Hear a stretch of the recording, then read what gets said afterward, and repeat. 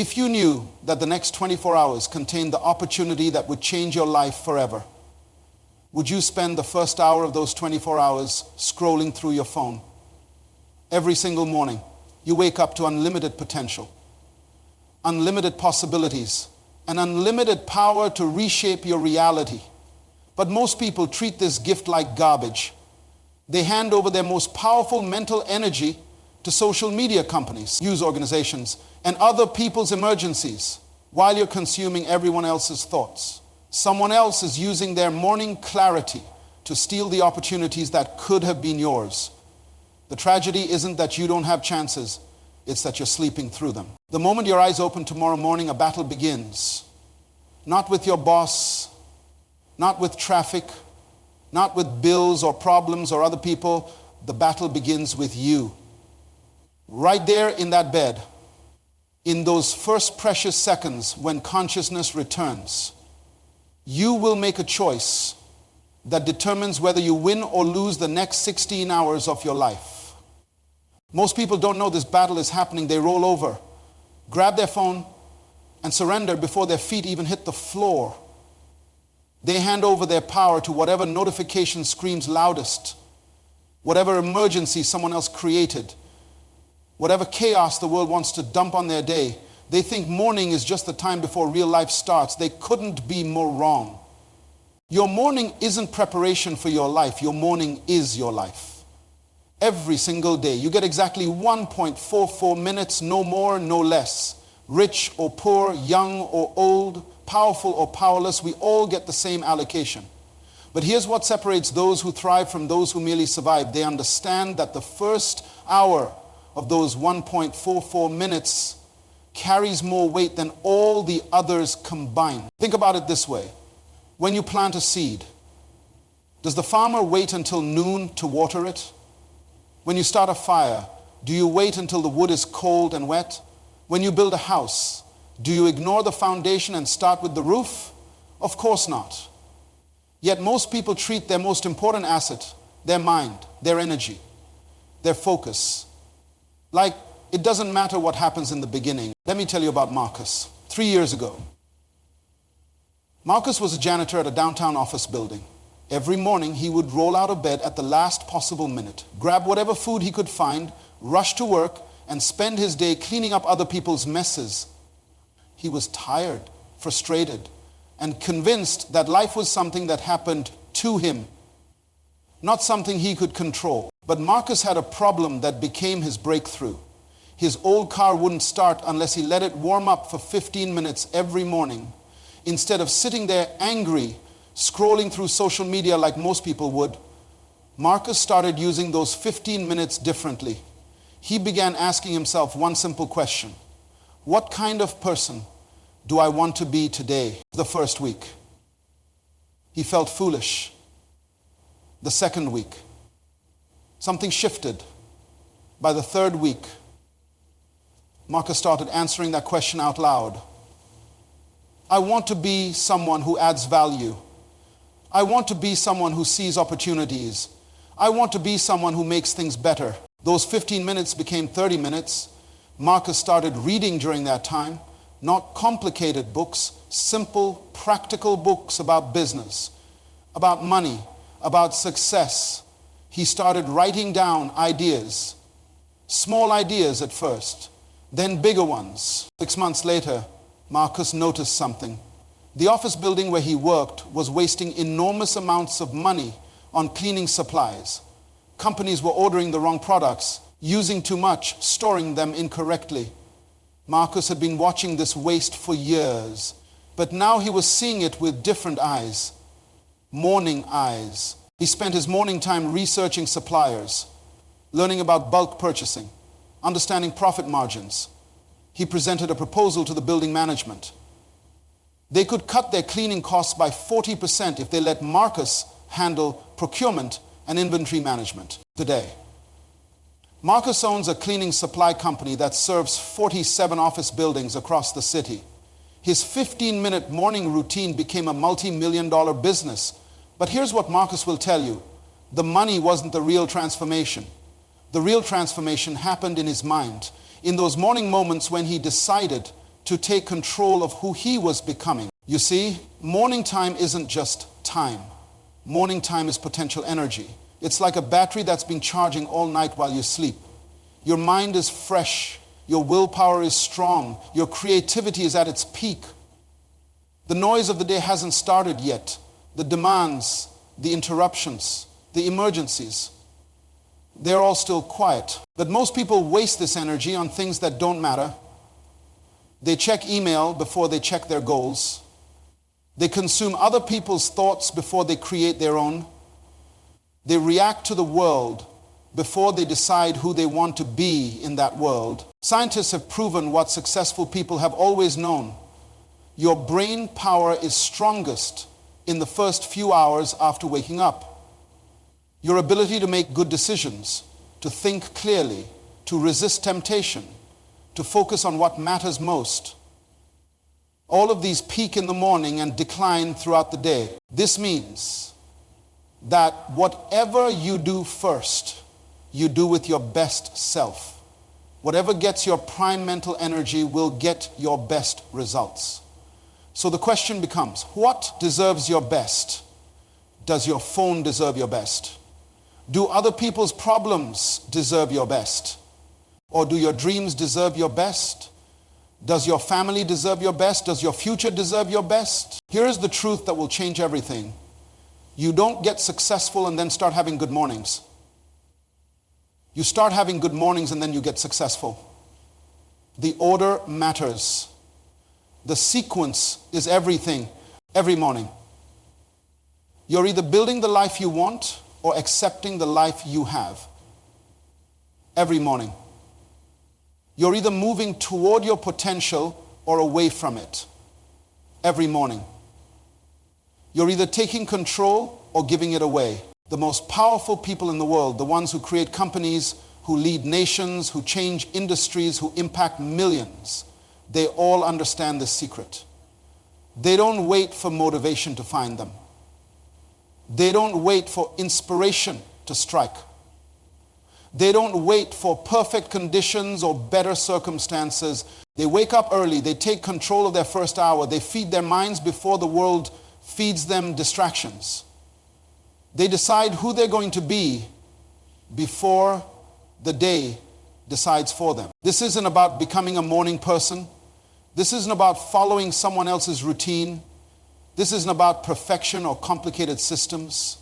This is about understanding that your morning is your foundation and everything else in your life gets built on top of that foundation. When you understand what's actually happening inside your brain during those first morning hours, everything changes. Your mind wakes up like a laboratory, clean, organized, ready for experimentation. But most people treat this laboratory like a garbage dump. They fill it with other people's opinions, yesterday's worries, and random information that serves no purpose. Your morning brain is different from your afternoon brain. Science has proven this. When you first wake up, your mind operates with what researchers call enhanced neuroplasticity. Think of it like fresh clay. You can mold it, shape it, direct it toward whatever outcome you choose. But once the day starts throwing demands at you, that clay hardens. It becomes rigid, reactive, defensive. This is why the most successful people guard their morning thoughts like a fortress. They know that whatever enters their mind first will influence everything that follows. It's not superstition, it's brain chemistry when your mind is fresh. Your prefrontal cortex, the part responsible for decision-making, planning, and self-control, functions at maximum capacity. Your willpower is like a muscle. And after 8 hours of rest, that muscle is strong. But every decision you make, every temptation you resist, every choice you face throughout the day weakens that muscle. So here's the critical question. Do you want to use your strongest willpower on scrolling through social media? Or do you want to use it on programming your success? Let me tell you about Rosa, who owned a small restaurant that was 3 months away from bankruptcy. Every morning, Rosa would wake up in panic mode. Before her feet hit the floor, her mind was already racing through problems, unpaid suppliers, difficult customers, employees who called in sick, equipment that needed repair. She would grab her phone to check reviews, read complaints, respond to criticism. By the time she got to work, her energy was already drained, her mood was negative, and her creativity was shut down. One day, Rosa's landlord gave her an ultimatum: pay 3 months of back rent within 60 days or lose the lease. That night, Rosa couldn't sleep. She found herself awake at 4 in the morning, but instead of panicking, something different happened. In the quiet darkness, with no phone notifications, no immediate demands, her mind became clear. She started thinking about solutions instead of problems. She remembered why she opened the restaurant in the first place: to bring her grandmother's recipes to the community. She thought about her regular customers who loved the food but complained about slow service. She thought about the empty dining room during lunch hours when office workers needed quick, healthy options. Rosa made a decision that morning. Instead of waking up to problems, she would wake up to possibilities. Instead of checking what was wrong, she would focus on what could be right. She started setting her alarm 30 minutes earlier. In those 30 minutes, before touching her phone or thinking about yesterday's troubles, she would sit quietly and ask herself 3 questions. What opportunity am I not seeing? What strength am I not using? What solution am I not considering? The first week felt strange. Her mind kept trying to jump to problems. But Rosa stayed disciplined. She used her fresh morning energy to imagine solutions, not magnify difficulties. By the second week, ideas started flowing. What if she offered a lunch, express menu for busy office workers? What if she partnered with local businesses for catering? What if she turned her slowest hours into her most profitable by hosting cooking classes within 2 months? Rosa had implemented all 3 ideas. The lunch express menu doubled her midday revenue. The catering contracts provided steady income. The cooking classes brought in weekend customers and created a waiting list of people who wanted to learn her grandmother's recipes. Rosa saved her restaurant. But more importantly, she discovered something profound. Your morning mind is your success laboratory. When you feed it problems, it manufactures worry. When you feed it possibilities, it manufactures solutions. The difference between successful people and struggling people isn't talent, luck, or circumstances. It's what they do with their minds when those minds are operating at peak capacity. Successful people use their morning clarity to program their day for victory. They use their fresh energy to visualize solutions, plan strategies, and reinforce positive beliefs. Your brain doesn't distinguish between what's real and what's vividly imagined. When you spend your morning minutes visualizing success, your subconscious mind begins working to make that success reality.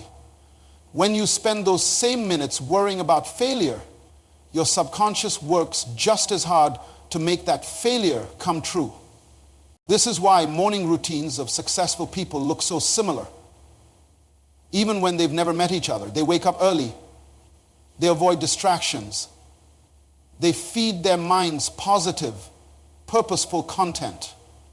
They visualize their goals. They plan their day with intention. They understand that morning thinking becomes daily action, and daily action becomes lifetime results. They know that whoever controls the morning mind controls the entire life trajectory. But knowing this isn't enough.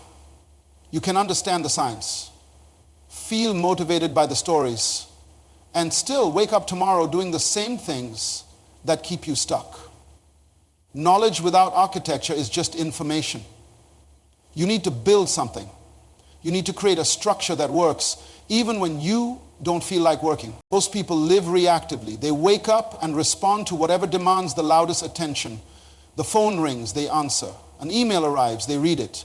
A problem appears, they react to it. They spend their entire lives playing defense, never taking control, never setting the agenda for their own day. Successful people live architecturally.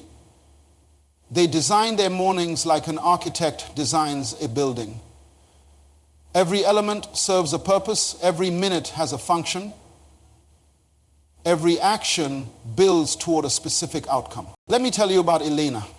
2 years ago, Elena felt like a victim of her own life. She was working 2 jobs, raising 3 children as a single mother, and drowning in debt. Every morning felt like a crisis waiting to happen. Kids needed breakfast, uniforms were missing, lunches weren't packed, and Elena was always running late, always stressed, always one step behind. Elena lived in reaction mode. Her mornings were chaos because she had no architecture, no design, no intentional structure. She would wake up when one of her children woke up, usually because they needed something urgently. From that moment until she collapsed in bed at night, Elena was responding to other people's needs, other people's emergencies, other people's agendas. One Sunday evening, exhausted and frustrated, Elena sat at her kitchen table and made a radical decision. She would wake up 1 hour before her children. 1 hour of architecture before the chaos began. The first morning was hard. Her body wanted more sleep. Her mind told her it was impossible, but Elena understood something important. If she didn't take control of her morning would control her entire day during that first hour. Elena didn't try to accomplish everything. She simply created space. Space to think, space to breathe, space to plan, space to remember who she was beyond being someone's mother, someone's employee, someone's problem solver. She started with 15 minutes of quiet time. Not meditation, not prayer, not anything complicated, just silence, just breathing, just being present with herself before being present for everyone else. Then she used 15 minutes to plan her day. Not to schedule appointments, but to think strategically. What were her priorities? What could she prepare the night before? What problems could she prevent instead of solve? The remaining 30 minutes became her investment time. Some mornings she read books about financial planning. Other mornings she researched better job opportunities. Sometimes she wrote down business ideas or learned new skills online. Within 3 months, Elena's entire life began changing. The morning chaos disappeared because she was preparing for it instead of reacting to it. Her children started sleeping better because their mornings became predictable and calm. Elena found a better paying job because she was using her morning time to improve her skills and search strategically. But the biggest change was in Elena's mindset. She stopped feeling like a victim because she was no longer living reactively. She had created architecture for victory, and that architecture was working. Here's what Elena discovered. You don't need a perfect morning routine. You need a purposeful morning structure. The structure has 3 elements, and they work for anyone, anywhere, regardless of circumstances. First, you need protected time, even if it's just 10 minutes. You need time that belongs to you, not to your phone, not to other people's emergencies, not to random distractions. This time is sacred because it's when you decide who you're going to be that day. Second, you need intentional input. What goes into your mind first shapes everything that follows. Instead of absorbing other people's thoughts, fears, and problems, you feed your mind something that moves you toward your goals. Third, you need forward planning. You take a few minutes to think ahead instead of just reacting to what's in front of you. You anticipate challenges, prepare solutions, and set priorities based on what matters most, not what screams loudest. This isn't complicated, but it is revolutionary. When you stop living reactively and start living architecturally, you stop being a victim of your circumstances and become the architect of your destiny. But here's where most people miss the real power.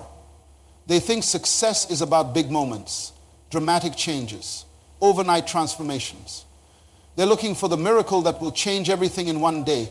They completely miss the mathematics of small morning actions compounding into extraordinary results. Let me explain this with simple numbers that will shock you. If you improve just 1% each day for a year, you don't improve by 365% because of compound growth. You actually improve by 3.778%. That's not a typo. That's the power of small. Consistent actions building on themselves. But here's the flip side that most people never consider.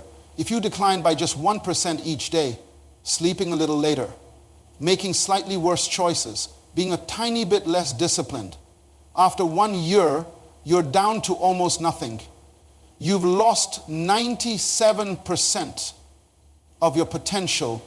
The difference between success and failure isn't dramatic, it's incremental, and it all happens in the margins of your morning routine. Think about an airplane taking off from New York heading to London. If the pilot adjusts the course by just 1 degree, that plane doesn't land in London. It lands in a completely different country, hundreds of miles away. 1 degree. That's the power of small changes compounded over time. Your morning routine is that 1 degree adjustment. Every day, you're either pointing yourself toward the life you want or away from it. The adjustment seems small in the moment, but over months and years, it determines where you end up. I know a man who decided to read for 20 minutes every morning instead of checking social media. Just 20 minutes. In 1 year, he had read 18 books on business and personal development. Those books gave him ideas that increased his income by $40,000. 20 minutes became $40,000. That's compound interest on morning decisions. I know a woman who used her morning time to learn Spanish. 15 minutes a day with a language app. After 2 years, she was fluent enough to take a management position with her company's international division. Her salary doubled, and she moved to Barcelona. 15 minutes became a completely new life. But I also know people who hit the snooze button 5 times every morning. 5 snooze buttons equals 45 extra minutes of sleep. That seems harmless, even beneficial. But those 45 minutes represent something deeper. The choice to delay, to avoid, to postpone taking control. Over time, that choice compounds. The person who hits snooze becomes the person who procrastinates on important decisions. The person who can't get out of bed on time becomes the person who's late for opportunities. The person who starts every day by delaying becomes the person who spends their entire life waiting for tomorrow to start living. Morning. Consistency beats afternoon intensity every single time. You can work 12-hour days, attend every networking event, and hustle until you're exhausted. But if your mornings are chaotic, your results will be mediocre. You can wake up early for just 1 hour each day and accomplish more toward your real goals than most people accomplish in a week of reactive busy work. The compound effect works because small actions become habits. Habits become character, and character becomes destiny.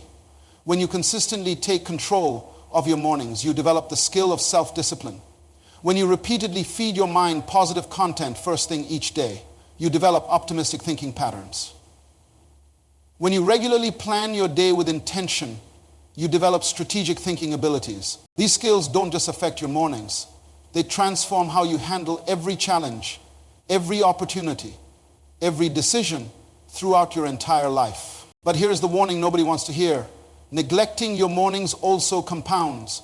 Every day you surrender your first hour to distractions. You're training yourself to be reactive. Every morning you fill your mind with other people's problems. You're programming yourself for worry and stress.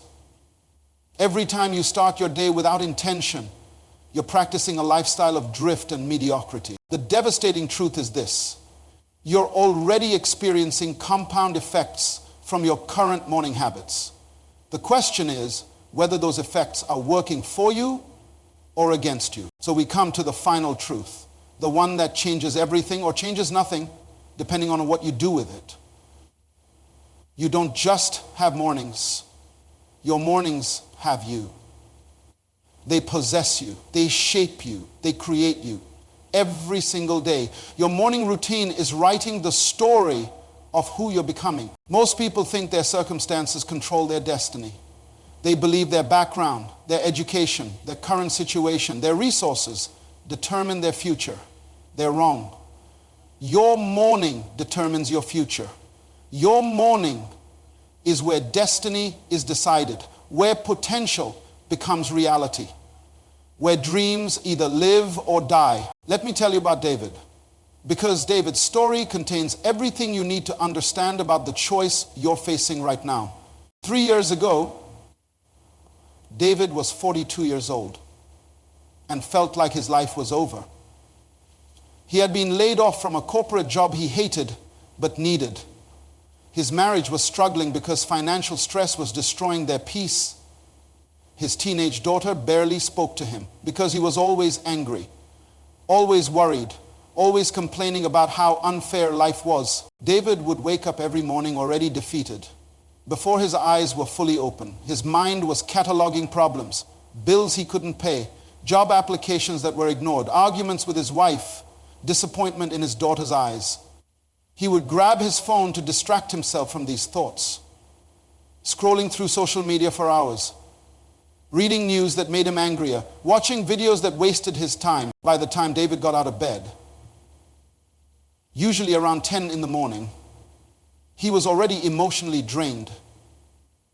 He would spend the rest of the day in a fog of resentment and self-pity, applying for jobs he didn't want, having conversations that went nowhere, living like a victim of circumstances beyond his control. This went on for 8 months.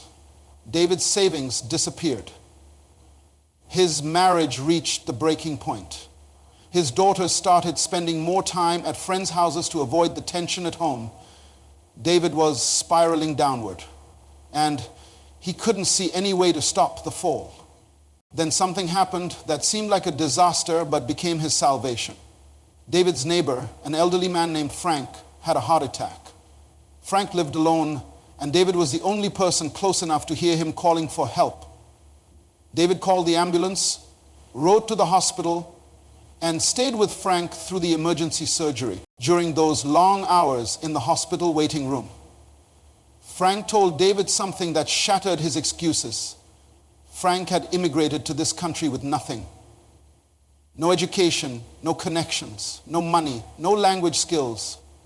He had worked 3 jobs, lived in a tiny apartment with 6 family members, and faced discrimination and rejection everywhere he went. But Frank had a secret weapon. Every morning at 5 o'clock, before the world woke up, Frank would spend 1 hour planning his escape from poverty. Not complaining about it, not accepting it, but planning his way out of it.